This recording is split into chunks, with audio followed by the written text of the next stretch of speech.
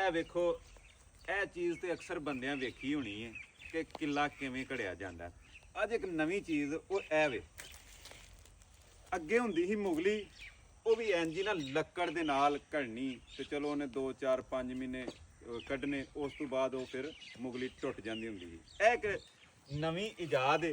ਇਹ ਵਰਿਆ ਸਾਹਿਬ ਦੇ ਡੇਰੇ ਤੇ ਅੱਜ ਮੈਂ ਆਇਆ ਤੇ ਇੱਥੇ ਮੈਂ ਵੇਖੀ ਹੈ। ਸਾਡੇ ਕੋਲ ਵੀ ਅਜੇ ਤੱਕ ਲੱਕੜ ਦੀਆਂ ਮੁਗਲੀਆਂ ਚੱਲਦੀਆਂ ਤੇ ਨਾਲੇ ਇਹਦੇ ਨਾਲ ਸੱਟ ਬੜੀ ਕਮਾਲ ਦੀ ਲੱਗਦੀ ਹੈ। ਇਹ ਫੜੋ, ਹਾਂਜੀ ਇੱਥੇ ਰੱਖੋ ਜ਼ਰਾ। ਤੇ ਇਹ ਵੇਖੋ 3 ਸੱਟਾਂ ਮਾਰਨੀਆਂ ਤੇ ਕਿੱਲਾ ਜਨਾਬ ਘੜਾਇਆ। ਇਹ ਵੇਖੋ, ਚਲੋ ਮਾੜਾ ਤੇ ਮੈਂ ਬੰਦਾ ਵਾਂ, ਲੇਕਿਨ ਵੇਖੋ ਜੀ ਕਮਾਲ ਇਹਦਾ। ਇਹ ਆਏ 2 3 ਇਹ 4 ਤੇ ਇਹ 5 ਲੋ ਜੀ ਕਿੱਲਾ ਕੜਾਕ ਹੋ ਗਿਆ। ਹੁਣ ਜੋ ਮਰਜ਼ੀ ਪਿਆ ਹੋਏ ਤੇ ਇਹ ਪੁੱਟਿਆ ਨਹੀਂ ਜਾਂਦਾ।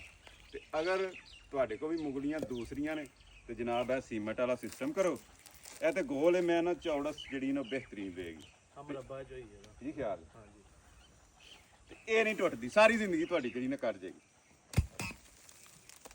ਠੀਕ ਹੈ ਜੀ ਮਿਸਤਰੀ ਸਾਹਿਬ। ਮਿਸਤਰੀ ਦਾ ਕੰਮ ਹੁਣ ਲੱਗਦਾ ਘਟ ਜਾਣਾ ਕਿਉਂਕਿ ਨਦੀ ਜ਼ਿਆਦਾ